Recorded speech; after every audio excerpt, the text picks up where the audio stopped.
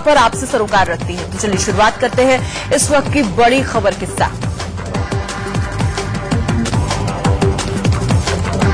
दिल्ली के पास बीच सड़क दिल दहला देने वाला वीडियो सामने आया है। कार सवार एक शख्स को टक्कर मार दी। कार सवार ने फिर 10 किलोमीटर तक उस सड़क पर जो कुछ भी हुआ उसे देखकर आपके होश फाख्ता हो जाएंगे।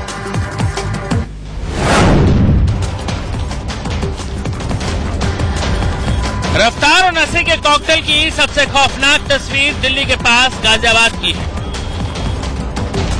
साहिबाबाद के भोपुरा इलाके में एक कार के ऊपर चढ़ा शख्स और हवा से बात करती कार की रफ्तार। ऐसा लग रहा है कार के ऊपर चढ़ा शख्स अब गिरा कि तब गिरा। कार सवार भी ऊपर चढ़े शख्स को रोड पर गिराने की भरसक कोशिश में लगा है, लेकिन वो कामयाब नहीं हो पाया।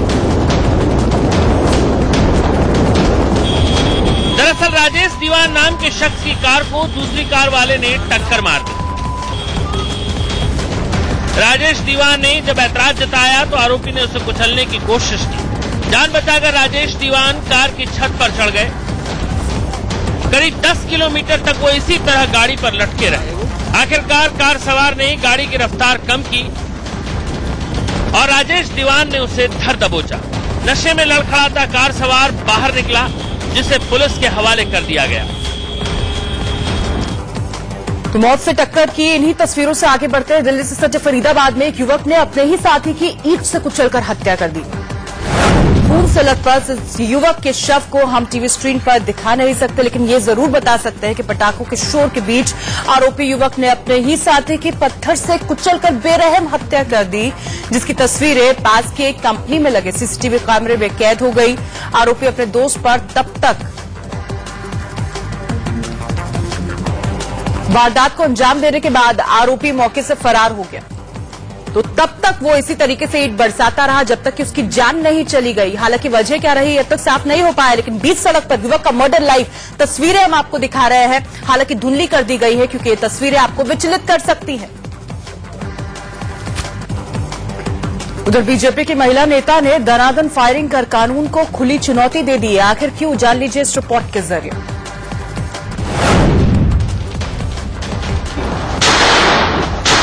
हाथ में पिस्टल लेकर फायरिंग की तस्वीरें तो आपने बहुत देखी होंगी, लेकिन कोई महिला फायरिंग करती नजर आए तो निगाहें ठहरना लाजमी है। ये तस्वीरें यूपी के मथुरा की हैं, जहां बीजेपी की महिला पार्षद ने दिवाली के मौके पर दनादन फायरिंग कर सत्ता की धमक का एहसास कराया। पार्षद ने पिस्टल से कई राउंड फायरिंग की। ये आलम तब है जब महिला पार्षद के पास पिस्टल का लाइसेंस भी नहीं है। आगे बढ़ते हैं। सोशल मीडिया पर यूपी पुलिस की करतूत का एक वीडियो वायरल हो रहा है। तस्वीरें हम आपको दिखाने जा रहे हैं। मुरादाबाद से आई हैं तस्वीरें, जहां पर दारोगा जी नाव से उतरे और फिर एक नौजवान के कंधे पर सवार होकर नदी के किनारे पहुंच गए। बताया जा रहा है कि ये वीडियो मूढ़ा पांडे थाने में तैनात दारोगा का है, जो एक केस की पड़ताल करने के लिए वहां पहुंचे थे। वीडियो वायरल होने के बाद मुरादाबाद पुलिस के सीनियर ऑफिसर जांच कराने की बात कह रहे हैं और बल्ला झाड़ रहे हैं।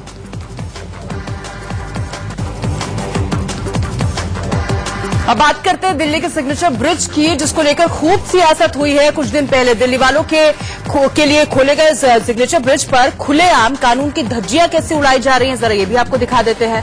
ब्रिज के बीच में लोग खूब मस्ती करते नजर आए, जहां तहां कूड़ा भी फेंका गया। कोई सेल्फी ले रहा था तो कोई शराब पीने में जुटा हुआ था। जी हां, शराब पी रहा था। रात के 1 बजे ब्रिज पर हुड़दंग हो रहा है, लेकिन पुलिस का कहीं कोई नामो निशान नहीं है। हमारे संवाददाता मोहित की रिपोर्ट देखिए, कैसे लोग यहां पर मौज मस्ती कर रहे थे।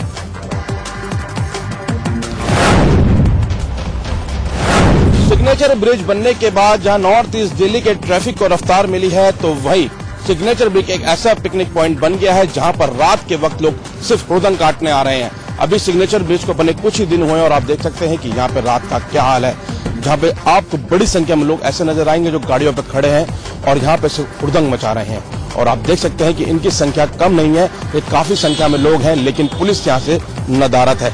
और यही सिर्फ आपको दृश्य नहीं देखने को मिलेगा जो आपको हैरान कर सकता है, बल्कि यहाँ पे लोग शराब पी भी रहे हैं और शराब खुलेआम पी रहे हैं, जिसका सबूत है यहाँ पे पड़ी शराब की बोतलें और गंदगी। आप देख सकते हैं किस तरीके से यहाँ पे शराब की बोतलें पड़ी हैं। आप गिनेंगे तो यहाँ पर कई सैकड़ों की संख्या में बोतलें इस तरीके से मिलेंगी। हमें भी डर लग रहा है, हमारे साथ लड़कियां भी हैं, तो ये ड्रिंक कर रहे हैं और गंदगी भी हो गई है। 2-3 दिन में ही इतनी बहुत ज्यादा गंदगी हो गई है, तो हमें ये चीज अच्छी नहीं लग रही। एंजॉय कर रहे हैं वो बात ठीक है, not really kind of, but हाँ ये चीज जो ये कल्चर है ये खत्म होना चाहिए और ये हुड़दंगबाजी ये सब खत्म होनी चाहिए। यहाँ पर PCR पेट्रोलिंग करनी चाहिए थी, क्योंकि यहाँ पर रेसिंग हो सकती है। रोड इतना चौड़ा इतना अच्छा है, यहाँ रेसिंग के चक्कर में एक्सीडेंट्स हो सकते हैं। यहाँ पे रूल्स होने चाहिए। तस्वीरों को देखकर तो यही लग रहा है कि यहाँ पर जो सुरक्षा है लोगों की, जो कि ब्रिज को क्रॉस करते हैं, वही सवालों के घेरे में। आगे बढ़ते हैं, लखनऊ में गाने को लेकर 2 गुट आपस में भिड़ गए। मारपीट में कई लोगों को चोटें भी आई। तस्वीरें लखनऊ के नीलमथा इलाके की हैं, ये हम आपको दिखा रहे हैं। मामूली कहासुनी के बाद दोनों पक्षों में जमकर पथराव हुआ, जिसमें कई लोग जख्मी हो गए हैं। आसपास के लोगों ने पुलिस को सूचना दी, जिसके बाद पुलिस ने त्वरित कार्रवाई करते हुए दोनों पक्षों के कई लोगों को कर लिया है गिरफ्तार।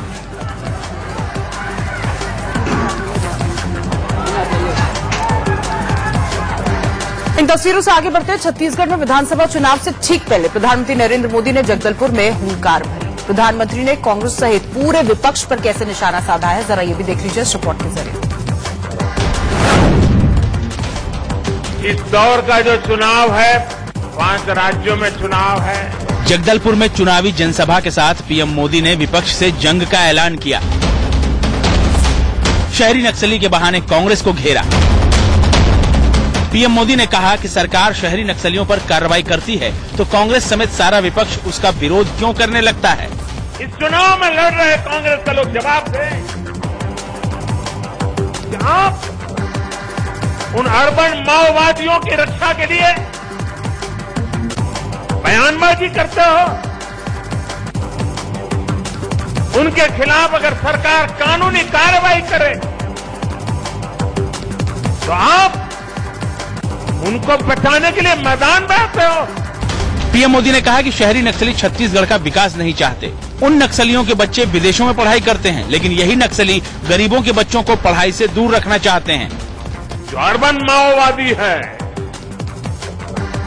वो शहरों में एयर कंडीशन घरों में रहते हैं, उनके बच्चे विदेशों में पढ़ते हैं, अच्छी अच्छी गाड़ियों में घूमते हैं, लेकिन वहां बैठे बैठे रिमोट सिस्टम से हमारे इन आदिवासी बच्चों की जिंदगी तबाह करने का ये काम करते हैं।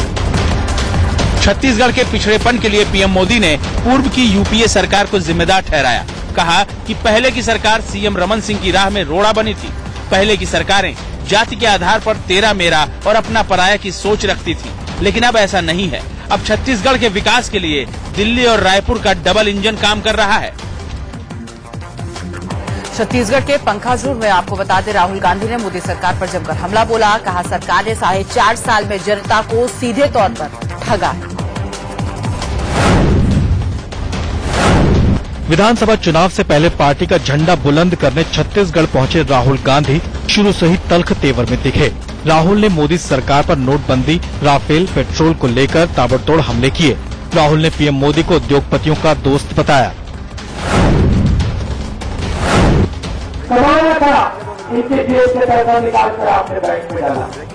अनिल अंबानी 30,000 करोड़ रुपए वो आपका पैसा, उससे आपके बच्चों को शिक्षा मिल सकती है। राहुल गांधी ने पेट्रोल डीजल की बढ़ती कीमतों को लेकर भी सरकार को निशाने पर लिया। राहुल ने कहा कि पूरी दुनिया में पेट्रोल डीजल की कीमत आधी हो रही है, लेकिन भारत में इसका बढ़ना जारी है।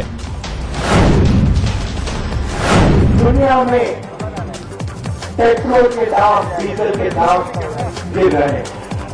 यूपीए के समय $140 प्रति बैरल इंटरनेशनल मार्केट से पेट्रोल का दाम हो रहा है, आज आधा हो गया, $70 प्रति बैरल हो गया। राहुल ने राफेल को लेकर भी सरकार पर कई हमले किए। राहुल ने कहा 526 करोड़ का विमान 1,600 करोड़ में खरीदने वाली सरकार को जनता जरूर जवाब देगी। आगे बढ़ते हैं। आरजेडी सुप्रीमो लालू प्रसाद यादव के परिवार में सब कुछ ठीक नहीं चल रहा है। बड़े बेटे तेज प्रताप और ऐश्वर्या की तलाक की खबरों से परेशान लालू ठीक से सो भी नहीं पा रहे। बेटे तेज प्रताप की जिद ने लालू की सेहत बिगाड़ दी है। जब से लालू यादव ने तेज प्रताप और ऐश्वर्या के बीच तलाक की खबरों को सुना है, उनकी नींद गायब हो चुकी है। लालू यादव न ठीक से खा रहे हैं, न ही उनकी आंखों में नींद है। घर में हो रही कलह से परेशान लालू यादव को डॉक्टर नींद लेने की सलाह दे रहे हैं। उनके नींद पर असर पड़ा है, पारिवारिक तनाव का असर उनके नींद पे पड़ा है और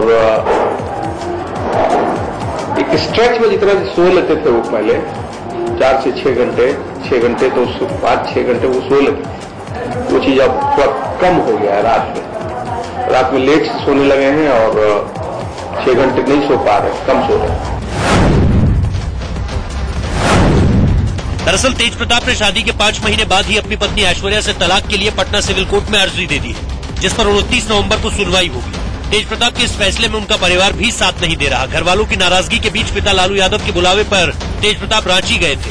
रिम्स में पिता से उनकी मुलाकात हुई, लेकिन तेज प्रताप ने पिता की बात भी टाल दी और टस से मस नहीं हुए। चारा घोटाला में सजा काट रहे लालू की चिंता इतनी बड़ी कि उनकी आंखों से नींद भी गायब हो गई। मध्य प्रदेश में बुधनी सीट से सीएम शिवराज सिंह चौहान को टक्कर देने के लिए कांग्रेस ने अरुण यादव को मैदान में उतार लिया है। बुधनी से शिवराज सिंह चौहान के खिलाफ कांग्रेस ने अरुण यादव को चुनावी मैदान में उतारा है। जैसा कि हम आपको बता रहे हैं, शिवराज ने अरुण यादव के बहाने कांग्रेस पर निशाना साधा। शिवराज ने तंज कसते हुए कहा कि कांग्रेस ने अरुण यादव के साथ अन्याय किया है, उनको शहादत के लिए तैयार किया है। पहले उन्हें प्रदेश अध्यक्ष के पद से हटाया गया और अब उन्हें बुधनी से चुनाव लड़ने के लिए भेज दिया गया है। अरुण जी प्रदेश के सम्मानित नेता हैं, वरिष्ठ नेता हैं, मैं उनका सम्मान करता हूं। उनका बुधनी क्षेत्र में स्वागत है, लेकिन 3 महीने में दूसरी बार कांग्रेस ने उनके साथ अन्याय किया है। सच ये है, पहले कांग्रेस के अध्यक्ष पद से हटा के अरुण भाई को अपमानित किया और अब और कहीं लड़ा, और कहीं के बजाय अब बुधनी लड़ाया। अब हम तो सीधे साधे हैं, पिछड़े लोग, कई बार शिकार होते रहते हैं, लेकिन मैं मेरे भाई अरुण जी का स्वागत करता हूं। आज मैं अपना नॉमिनेशन वहां फाइल करूंगा और जनता के बीच में जाकर पिछले 15 सालों से जिस तरह से इस प्रदेश को लूटने का काम इस सरकार ने किया है, प्रदेश की जनता के सामने सरकार के भ्रष्टाचार का और तमाम लेखा जोखा लेकर जनता के बीच में पूरी पार्टी लगाएंगे। तमाम कांग्रेस के साथी कार्यकर्ता हमारे साथ मुस्तैदी से चुनाव में और हम निश्चित तौर पर इस चुनाव को जीत करेंगे। सियासी खबरों से आगे बढ़ते हैं। दिल्ली एनसीआर पर ठंड और प्रदूषण का डबल अटैक हुआ है। प्रदूषण ने अब तक के सारे रिकॉर्ड तोड़ दिए हैं।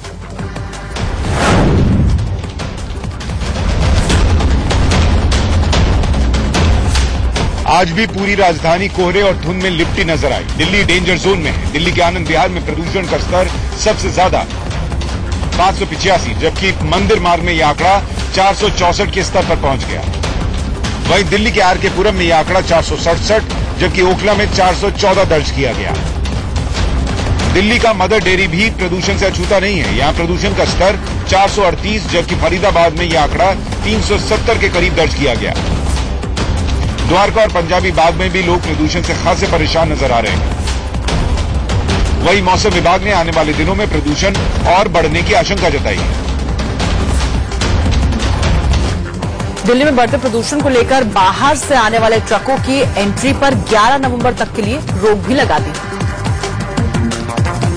दिल्ली एनसीआर में बढ़ते प्रदूषण को देखते हुए राजधानी दिल्ली में बाहर से आने वाले ट्रकों की एंट्री रोक दी गई है। इस वक्त हम दिल्ली यूपी के गाजीपुर बॉर्डर पर मौजूद है, जहां पर दिल्ली पुलिस भी तैनात है, यूपी पुलिस भी तैनात है और जो ट्रक बाहर से आ रहे हैं उनको यहां से वापस यूपी की तरफ मोड़ दिया जा रहा है। लेकिन खाद्य सामग्री से लेकर आने वाले ट्रकों को अंदर जाने दिया जा रहा है, जिसमें दूध, सब्जी, फल और दवाइयां हैं, उनको अंदर जाने दिया जा रहा है। लेकिन जो बाकी जो ट्रक्स आ रहे हैं उनको इसी तरीके से दिल्ली पुलिस के जवान रोक रहे हैं और यूपी पुलिस के जवान उनको वापस यूपी की तरफ मोड़ रहे हैं। आप देख सकते हैं कि यहाँ पर बैरिकेडिंग कर रखी है। अगर कोई जबरन इस बैरिकेड को क्रॉस करता है तो उसको आगे की बैरिकेडिंग पे रोक दिया जाता है, जहाँ पे एक पीसीआर वैन भी खड़ी है और उसको अगर चेस करना पड़े तो उसको चेस करके भी रोका जा रहा है। लेकिन दिल्ली के अंदर किसी भी ट्रक को अंदर नहीं जाने दिया जा रहा है। खाली खाद्य सामग्री है, उनके ऊपर कोई रोक नहीं लगाया गया है। बड़ी संख्या में दिल्ली के अंदर डीजल बसेज आती हैं। अब जो देख रहे हैं कि आने वाले 3 दिनों के अंदर अगर दिल्ली के अंदर प्रदूषण की स्थिति ठीक नहीं हुई तो ये जो ट्रक है उन पे ये एंट्री को आगे भी रोका जा सकता है। कैमरामैन वीरेंद्र मौर्य के साथ मोहित तोम, दिल्ली, इंडिया न्यूज। और इस रिपोर्ट के साथ हमें रुकना होगा कुछ पलों के लिए। होंगे फौरन हाजिर कुछ और अहम खबरों के साथ। आप बने रहिए सिर्फ इंडिया न्यूज के साथ। इस बड़ी खबर से आगे बढ़ते हैं। केदारनाथ धाम के कपाट आज 6 महीने के लिए बंद कर दिए गए हैं।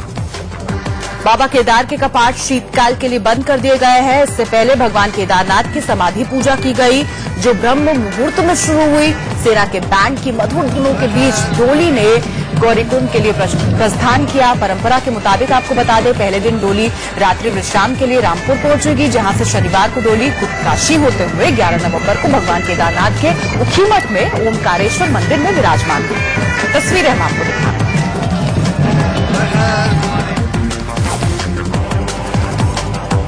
रिलीज के पहले ही दिन अमिताभ बच्चन, आमिर खान और कटरीना कैफ की फिल्म ठग्स ऑफ हिंदुस्तान ने कमाई के सारे रिकॉर्ड तोड़ दिए। ठग्स ऑफ हिंदुस्तान ने पहले दिन 52 करोड़ 25 लाख की कमाई कर ली है। कलेक्शन के लिहाज से दिवाली पर रिलीज हुई ये बॉलीवुड की पहली फिल्म है जिसने 52 करोड़ रुपए से ज्यादा की कमाई की है। ओपनिंग डे पर बम्पर कमाई का रिकॉर्ड अभी तक आपको बता दें शाहरुख खान के नाम रहा है। शाहरुख की फिल्म हैप्पी न्यू ईयर ने 44 करोड़ 97 लाख कमाए थे। दूसरा नंबर साउथ सुपरस्टार प्रभास की फिल्म बाहुबली द कंक्लूजन के नाम रहा, जिसने 41 करोड़ का बिजनेस किया था। इसके अलावा यशराज बैनर की भी इतनी कमाई करने वाली ये पहली फिल्म है। वहीं ठग्स ऑफ हिंदुस्तान से पहले किसी भी हिंदी फिल्म ने एक दिन में इतनी कमाई नहीं की थी। इस तरह से फिल्म ने पहले ही दिन ये 3 रिकॉर्ड अपने नाम कर लिए हैं। फिल्म का बजट 300 करोड़ रुपए था। और इसी के साथ देश दिन भर में आज के लिए फिलहाल इतना ही। मुझे दीजिए इजाजत, लेकिन देश और दुनिया की हर अहम खबर के लिए आप बने रहिए सिर्फ इंडिया न्यूज के साथ।